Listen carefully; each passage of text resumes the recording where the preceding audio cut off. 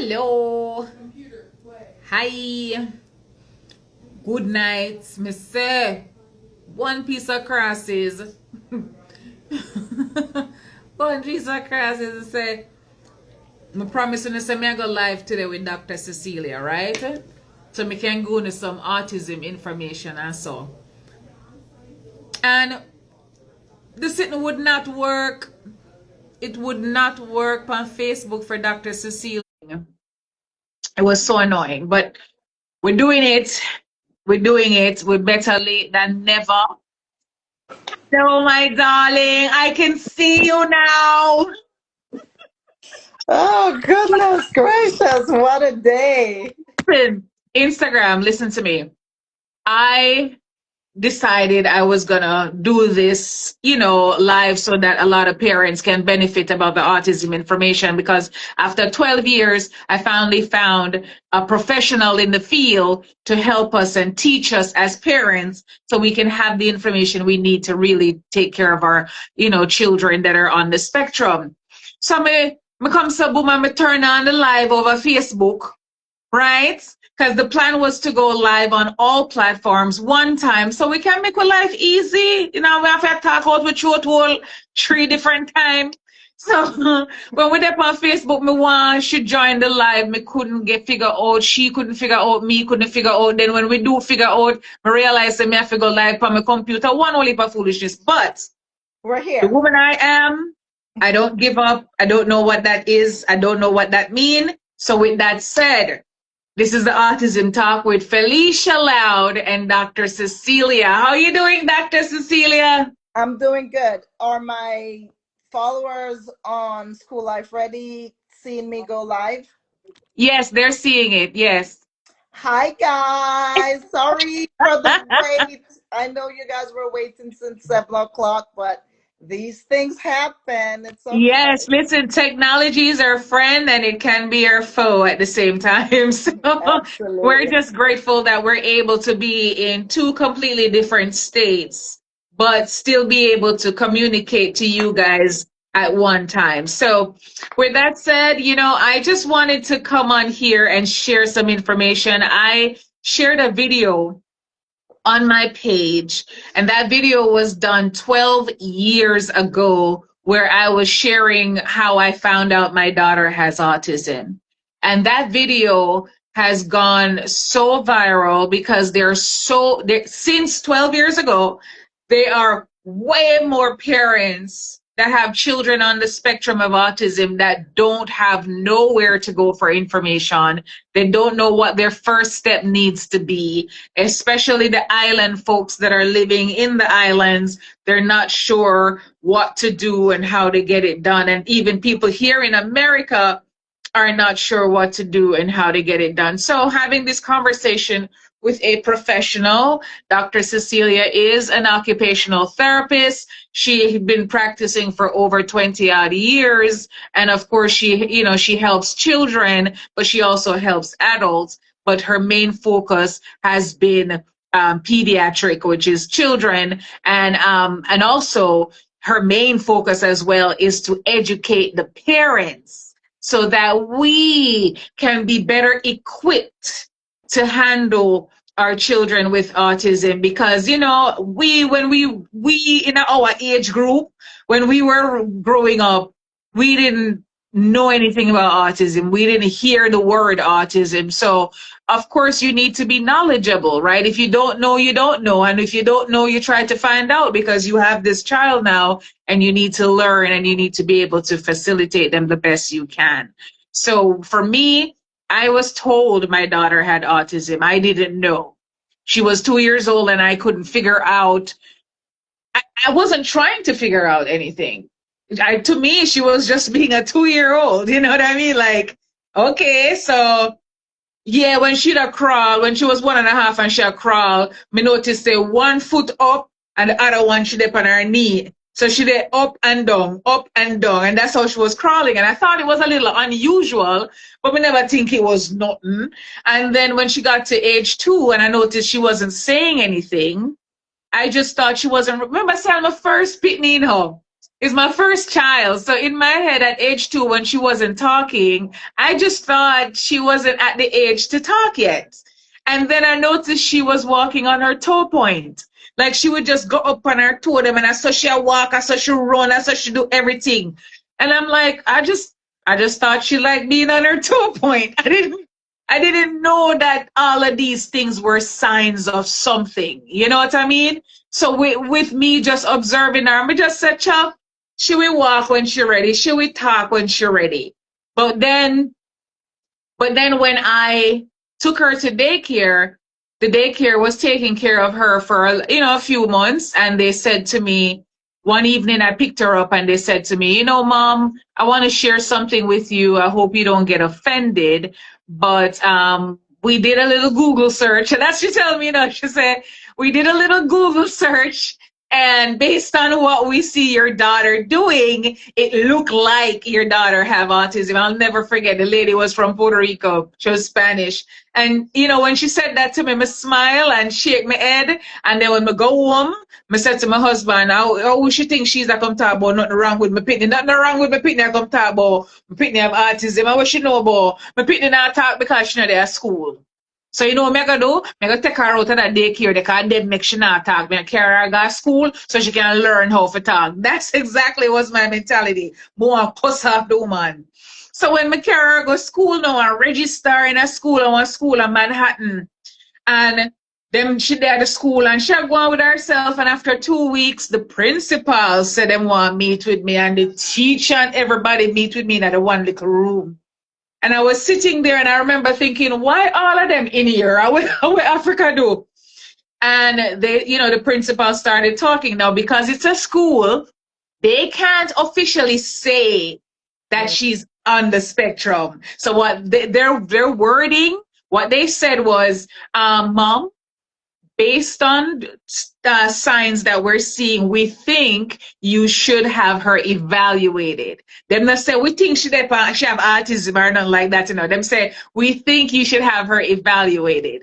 Now, when them said that to me, I immediately start thinking about what the ladies say from the daycare and know the principal and them don't know each other, right? The daycare lady don't know the principal, and the two of them telling me the same information. So that's when I sit down and I start crying. I say, John, oh, like, why is something wrong with my one pitney? Like, a one me have. And then I say, you know what, Felicia, take yourself out of this. Absolutely. And then I look on the principal and I say, all right, okay. So what is it I'm supposed to do then? Mm-hmm. And because I was living in New York, she said, call 311 and get the information. I did that. She was evaluated. In the evaluation, my ball, because the woman tell me, say, yes, she's on the spectrum of autism. And when she said that to me, my ball again. And then me dry me and I say, all right, so what do I need to do? And she said, I'm going to sign her up for early intervention. She's going to get her ABA. She's going to get her occupational therapy. She's going to get her speech therapy. She's going to get her physical therapy because she was a toe walker and them need her to come off her toes. When I heard all of that, I was like, all right, as long as it's not medication, I am fine. So we sign her up and everything. And sometimes the therapists come to the house. Sometimes the therapists go to the school. Now, when the therapists come to the house, my little brain, I say, hold on. So the therapist only got there for 45 minutes. So want to rest their hours them. So hold on, the therapist are gonna there for 45 minutes. So I'm to the next 23 hours and 15 minutes. So that's when me said to myself, so hold on. Let me pay attention to what the therapist is doing with Africa. So when she leaves, I can do what she does so Africa get more therapy. So it can work faster. Mm-hmm. That's how me thinking of me say, if me do what she do, then Africa will get more. Right. So I would pay attention to what they do, and the therapist and I had a notebook, and she would write down certain things that she observed in the session. So when she leaves, I will follow the notes in the notebook. So we use the notebook as a way of communication between us. Man, I remember the first time Africa said her first word. I remember the speech therapist telling me, Do not give her what she wants because she is crying. And when I heard that, I was like, Jano, as a parent, that is very hard. Because to hear your child cry, especially if you think that they're hungry, in your head, I said, no, man, a wickedness that man, me put me a ball, me I gotta just give her the food, man. Me don't want to hear her a ball. But then me say, if me do that and keep giving it to her, she's not gonna want to use her words. So I remember the speech therapist said, don't give in so early. She come home from school. She was going to, I think it's called Personal Touch in Queens. It's for children on the spectrum, but it's early intervention. And they came home and it was Easter time and they had the little plastic Easter eggs and they gave her some. And when she come home, you just take her bag and me start empty out her bag, take out her lunch pan and stuff. So I took out the eggs and put it on top of the fridge. She saw me do that. Me never know say candy in the egg. Me just put them up there. So she see me do that now and come and look up and a ball. So I say, Africa, what is it? And she go, and she a ball and a pint up on top of the fridge. And I say, Africa, use your words. Me start sound like the therapist now. Use your words. And she's like, and I'm like, Africa, use your words. And she did, and she bawled, Dr. Cecelia. She cried for at least one good 15 minutes. Cause in my head, me I say, all right, me know so she not dead for hungry. Me know so she not in a pain. At this time, she was already potty trained, so me know say on a diaper. You know what I say? I started using process of elimination. Right. And then me say, if she not dead, then she can't say the words. So she dead and she ball, and then it's like something click in her head. And she look on me. And she look on the fridge and she go, eggs! Oh my goodness. Oh wow. This is why I don't talk about it much because it's yes, I get that. I see the emotion. Still it's what, maybe 12, maybe 10 years ago, but the emotion is still there. yep. It's still there because you Yep. see where your child is coming from. You see Yeah. struggles. You see everything that you had to navigate and go through. But I'll say this, that the fact that you not only made sure, the good thing is in New York, you can get all of those therapists for free. Unfortunately, in most states and definitely in Jamaica, they're not there for free. So that was a good thing. But the good thing about you is that you saw how important it was for you to work with the therapist and follow through on using the strategies that the therapist asked you to do and follow through. Yeah. And in the moment, it's painful, but you're Yeah. looking at the bigger picture and the long term of, okay, I just have to do this. Yeah, So because when she was there standing in front of the fridge crying, I was crying too. yeah. Oh, I was because expression to was really. hear your child crying Hmm. and you can help them and make it stop, Yeah. it's really hard for you to ignore that feeling. So when I ignored the feeling of wanting to help her and I decided I was gonna be strong and that I'm not giving her what she wants until she says it. And when she looked up and she said the word eggs, I was like, what you say? I was like, what did you say? And she go, eggs, eggs, eggs. And she said it 3 times back to back. And I was like, oh my God. It's like I took down all the eggs off the sitting, the fridge. I'm gonna just get them. But like I said, I didn't know it was candy. So when she got the eggs now and she opened them and she started take out the candy and I said, that's what got you to say your first words? Candy? Well, that was motivation. But I tell you this, a lot of times when we see children with autism crying, kicking, and screaming, it's because they do not have the words. Yes, I Um, know that. yeah, they don't have the words, and so we see behaviors come out. And you're lucky that you got eggs in that moment. For some parents, it would have been the table and the chair being turned over, so Or they would hit their parents or too. yes, and it's not because the kid wants to be bad, but it's because the kid doesn't know, they don't have the language to express themselves. So one, through the frustration, sometimes you'll see that, and sometimes they're thinking, if I just do the most, these people will understand. But But you know what, Dr. Cecilia?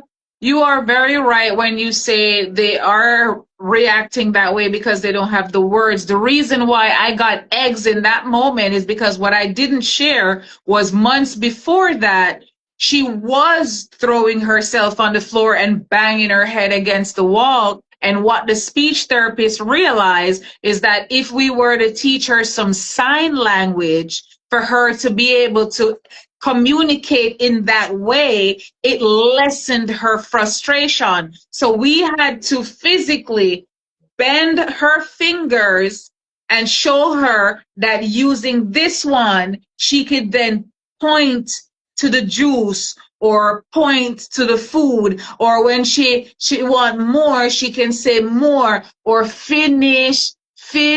Like these are things that she was able to use to communicate to me, and I saw a major difference in her. So instead of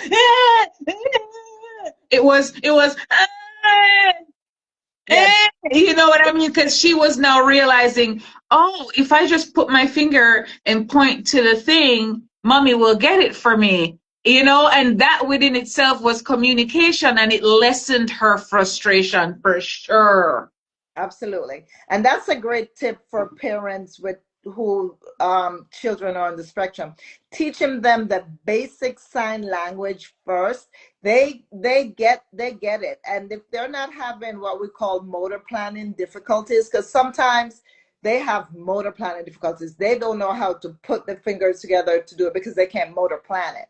So when they're having difficulties with motor planning, then we'll go to the picture exchange system, which is the PEX board, and then we'll put their six favorite things or things that they most likely will be requesting, and you'll put it on the PEX board and have them do that. So they're And that's true because what another thing that we did, the ABA taught me how to do was to label everything. mhm. So we would put like a little post-it and put the word juice and then stick it on the juice. And then, like even the refrigerator, you would put like the word and on the refrigerator. So we had post-its all over the house on things that she liked because it would help her to connect the item with the word. Mhm. This was after she was saying one or two words, Yeah. and we were trying to push her to say more. But yeah, that is true. And then I realized too, the routine stuff. Oh my gosh. Like when you make a routine for a child on the spectrum of autism, you should not change it much at all. They don't know how to regulate that feeling. If them normally wake up and go straight to the bathroom, and then after the bathroom they eat their breakfast, and after the breakfast they get the, what I'm if they have a routine, stick to that routine. Yes, that's because they're the sense they're if you think about it, most of us do better with the routines because it takes too much for their nervous system to be going back and forth, right? So Okay. so when you if you sameness, and we'll even notice in us who may not have autism, sameness works for all of us. Yeah. Structure, schedule, it helps us to perform better. And that's one thing we can learn from kids with autism. Put some structure in our lives. And because it takes more out of us to be running back and forth, flipping, switching, whatever. So kids with autism, they like that sameness. It's calming for them. They Mm-hmm. know what's coming. And all of us do. We all like to know what's coming. But Yeah. it's So how we we can process. mentally get ready. Yes, exactly. So we say like it's a bad thing for the kids, like with kids with autism, but it's actually a strength and a good practice. It's just that if the routine is changed, if the structure is not there, then they have a harder time adjusting and adapting. So that is the problem, their inability to adjust to changes. So, Yes, because Africa had separation anxiety. That's one of the reasons why I didn't like to take her anywhere, because I know that when it's time for us to go home, that is a different ball of fish, right? So, you know what? As we're on that topic, meltdowns. mm, Meltdown is one of the biggest things I see in my inbox from a lot of parents that have children on the spectrum of autism. The first thing they'll say, they call it tantrum. That's their wording for it, but I know it's not a tantrum, it's a meltdown. There's a difference. this, But, the reason why I'm bringing this up is because I feel like I was one of those parents who did not want to go to the grocery store with my child.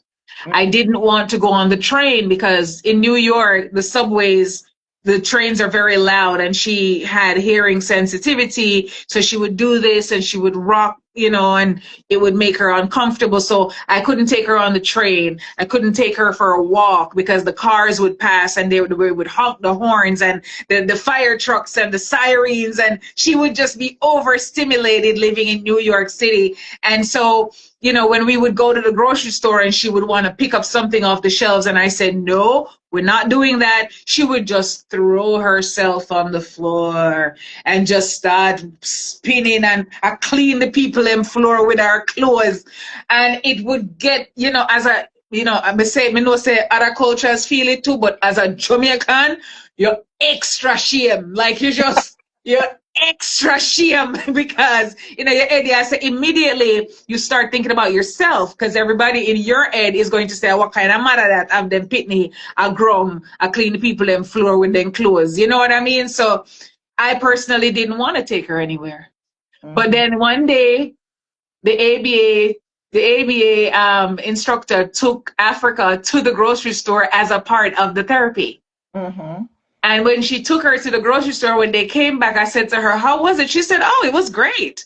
mhm, I said, it was great. When she go with me, it's not great. She said, well, mom, let me show you some things. And that's when she started teaching me little strategies and the countdown method and stuff like that. And I was like, okay, so, and then she said to me, she said, how is she ever going to know how to be in the environment if you don't take her in the environment? And mhm. that's when that light bulb click. I mean, I say, yeah, if me not carry her go to the supermarket and practice, then how she go ever get better? If me not carry her go to the playground and make she walk up and down and tell her, say, that is a tree, that is grass, that will hurt you, don't put that in your mouth. Like, if me not do all of these things, then how is she gonna know better? So now that me have you upon the live, Dr. Cecilia, I know you're a very busy woman and you have a lot of private clients. um, I would love for us to do something for the parents that have been following me for years that need some kind of guidance, especially in relations to meltdown, because meltdown is the reason why my daughter's school used to call me from work every day to come and pick her up because she had banged her head against the wall, and they don't want to be responsible for her hurting herself. So the first thing they do is call me and tell me to come pick her up. I've lost 3 different jobs because of this while I was living in New York. Because when the school call you and tell you if you come pick up your pitney, me not ask no question. Me not sit down on the phone with you and debate whether I should come or not. No, you say what? Pick up? Okay, I'll be there. I'm not, when I go say to my boss, when I go say, me just say, hello, the school call them, say me need to come from a picnic, me can later. Me gone. Because it's not another school or parent. So the school say come for your pitney, you know, go for your pitney, Yeah. right?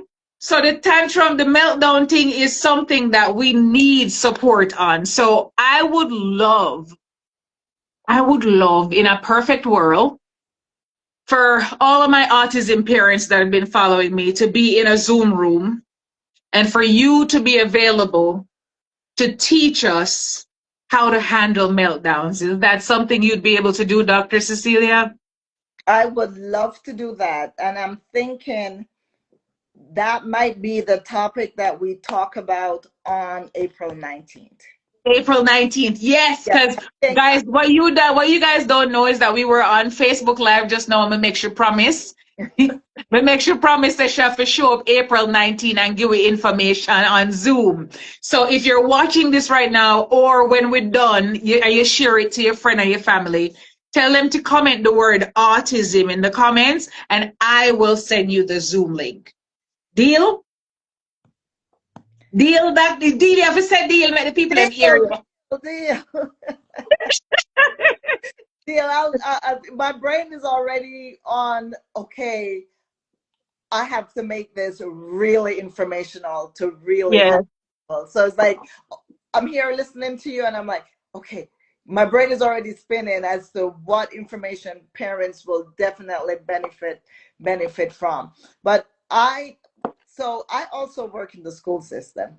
Mm. And I see there used to be a time when they used to call the parents to come get the kids. I don't think they're doing that as much anymore. Oh no, they do. No, they do here in Florida. It's Florida, Up to last year, me that for go pick up Africa.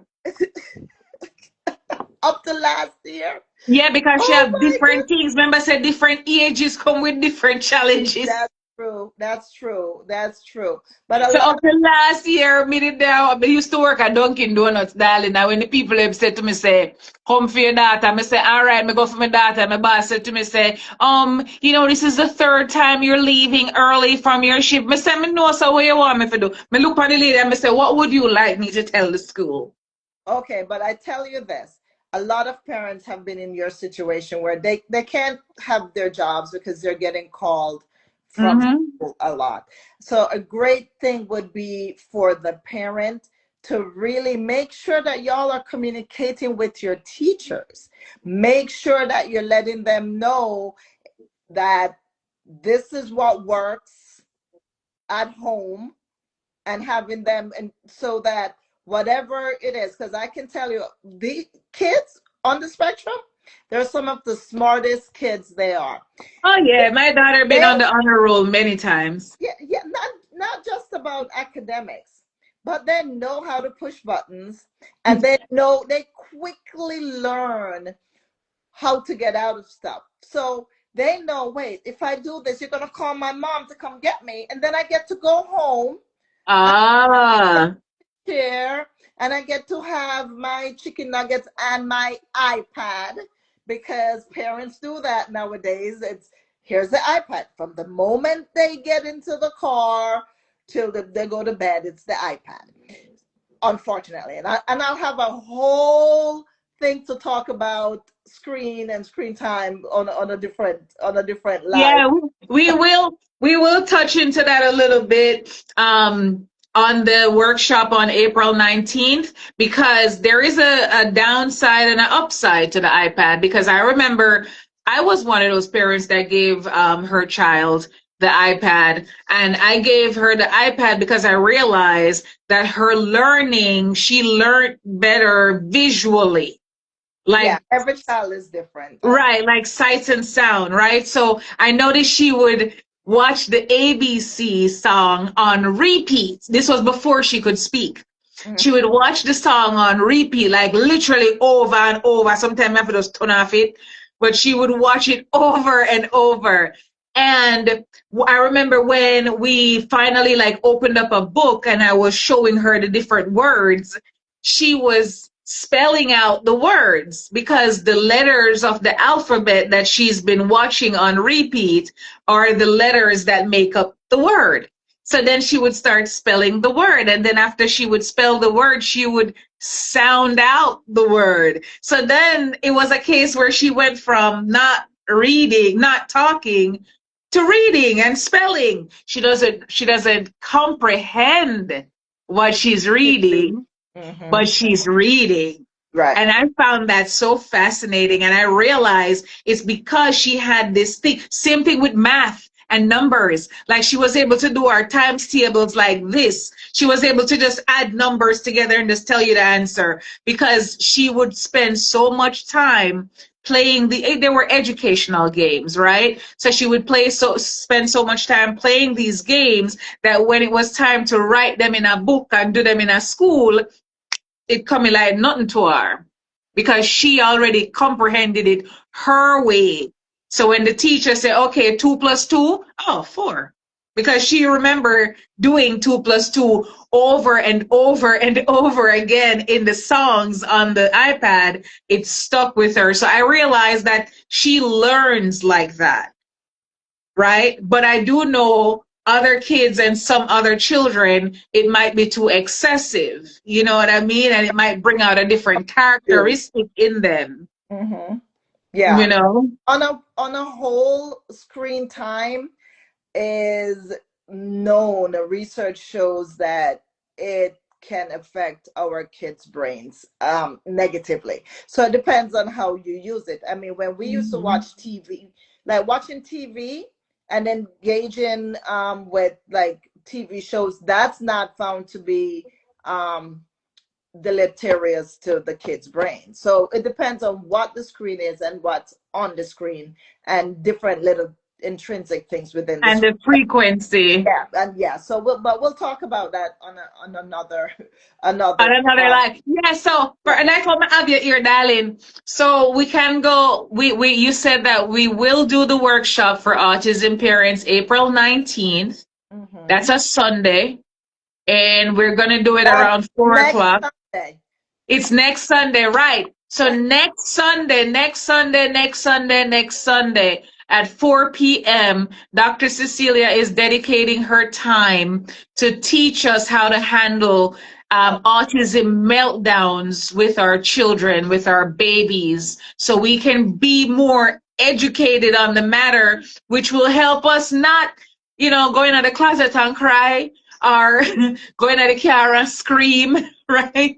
So it will help our frustration because when we are calm, we are better able to really help our babies. Because for one thing we know about children on the spectrum, darling, don't shout after them. They will not respond or not respond very well. So in order for us to not shout after them, we are for woosa.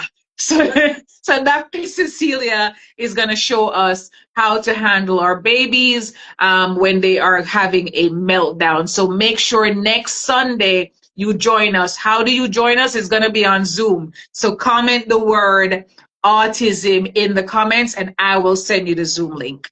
Go ahead. so if you are a caregiver, not just parents, but say for example you have Grandma, me day get one lip of grandma in my inbox. yes, grandmas, and not only that, like people who have in-home daycares, um, join because Teachers too. yes, definitely because you guys are the ones who are the primary caregivers of the children. And so Yeah. it's very important for everyone to really have this information. Everyone can benefit.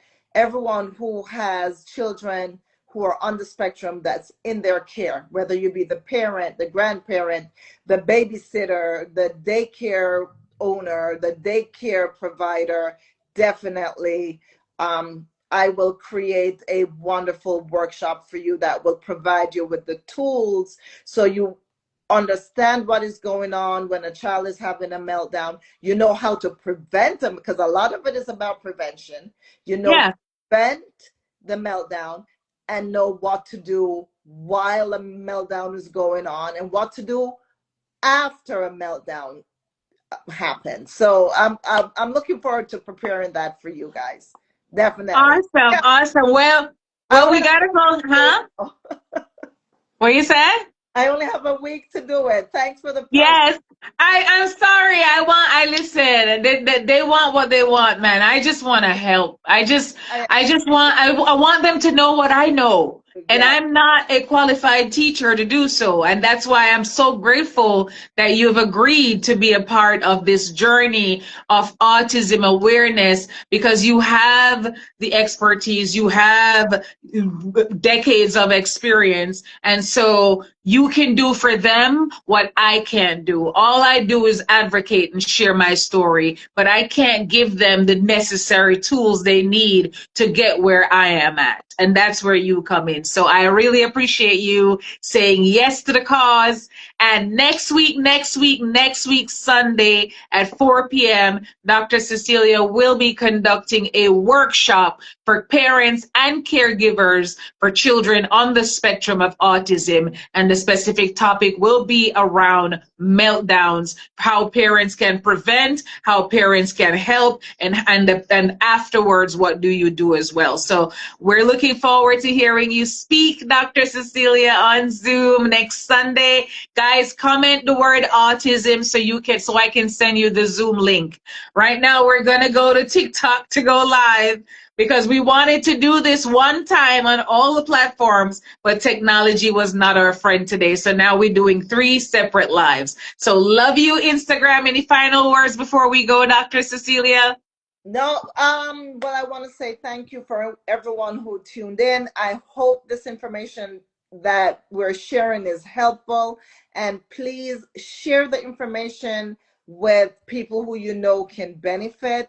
We are very grateful to Felicia for bringing me on and trying to help her community, and I'm grateful to be a part of it. Thank you guys so, so much, and I'll see you all next week. Bye. Bye.